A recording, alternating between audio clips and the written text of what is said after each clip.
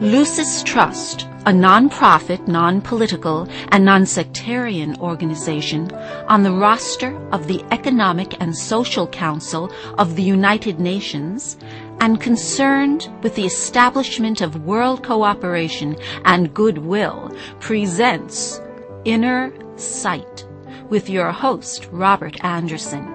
He, with Sarah and Dale McKechnie, President and Vice President of Lucis Trust, will discuss philosophical and spiritual topics essential to everyday life.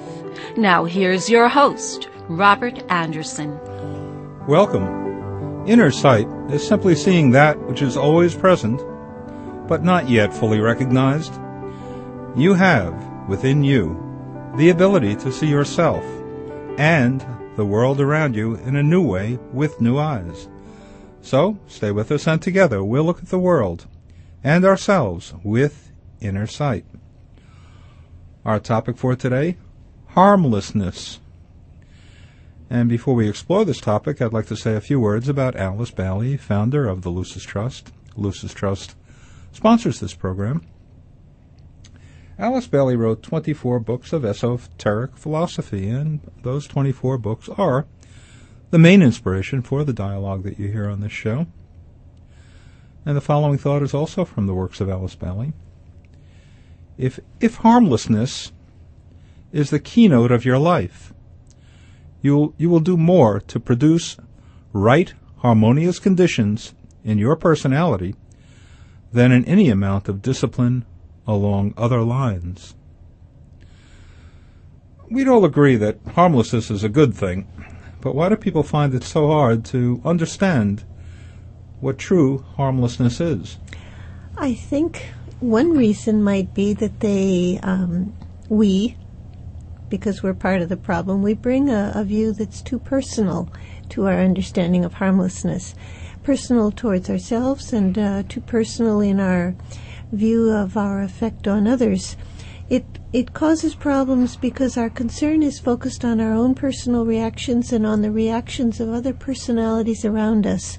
And as we've talked so many times on this program, there is the outer personality or persona that each of us expresses through, but our real being is the soul.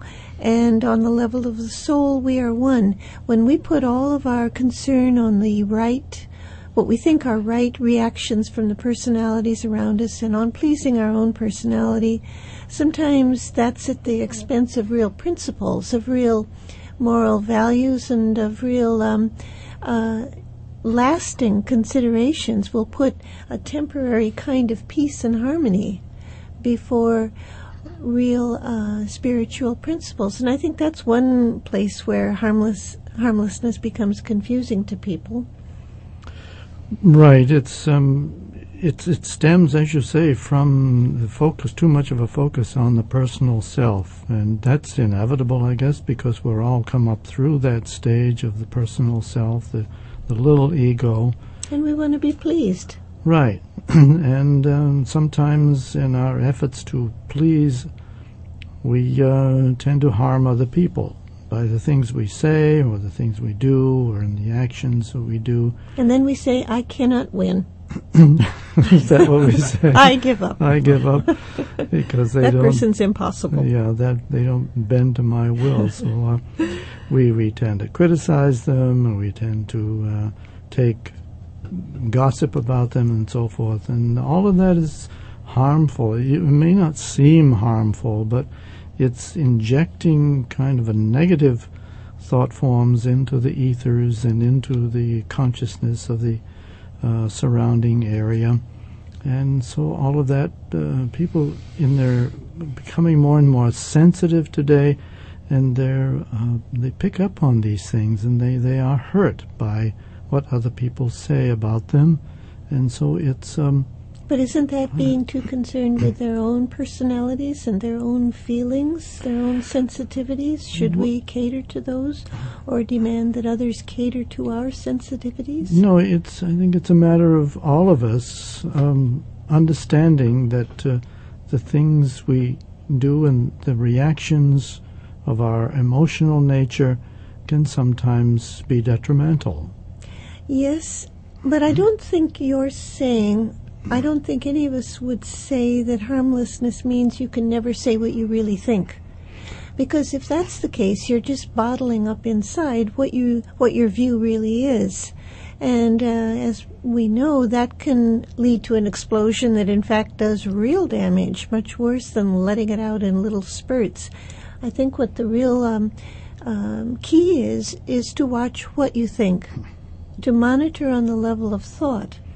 Right, because that's where it all begins. We tend to react to the environment, to the things that are happening around us, the things that are said, and before we know it, we're off and making critical remarks, and but it all comes through the mind, and that's where it has to be dealt with first. Yes, I think we have to try to think on as high a level as possible, with as merciful and as inclusive an understanding as we can muster, but we do have to think. I don't think we're advocating the position of neutrality, of taking a position in the middle of the village, like my Belgian co-worker says, someone who just refuses to have an opinion or a point of view about anything for fear of offending someone. They aren't much help either. No, it isn't that kind of harmlessness, and sometimes one has to take rather heavy, stringent action and say things that, the tough love kind of thing, which is may sound kind of harmful, but it's the intent behind it that matters. The intent, if it's said in a loving but a forceful way, then the intent behind those words are for love for that person, that thing, that situation. That reminds me of one's mother who says, "This is for your own good. What I'm saying is going to hurt you, but..." And then here it comes. And you don't believe that for a minute. No, I know what you're saying. It reminds me of something Alice Bailey wrote. It's surprising in its clarity. She said, "When the heart is full of love and the head is full of wisdom, nothing then is ever done that can cause distress to others in the long run. By this," she said, "I refer not to action, but to the fruits of action. A decision can be made and a line of conduct can be followed, but the outcome may not be harmonious unless there's freedom from fear, a heart full of love, and that loving understanding which is the truest wisdom. Then, when one is loving and understanding, one can do anything," she said, "and the effects will be harmless and good-producing." Mm-hmm. So many of the effects that are occurring in the world are as a result of harmful talk, harmful actions, and it's because also it says in the Bailey writings that this development of harmlessness is the best way to destroy all limitation, and it allows the energy of love to flow. And if we can see this whole thing in terms of energy and forces at work within us, then we're a step ahead in being able to bring it under control, I think. I think part of the confusion about true harmlessness is confusing it with the maintaining of peace.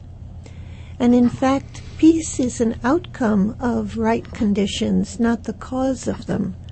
To put peace above everything else is to put the cart before the horse. Peace is an outcome of right conditions, and right conditions have to do with true harmlessness, which Alice Bailey said is not an adjusted sense of right proportion, but a true...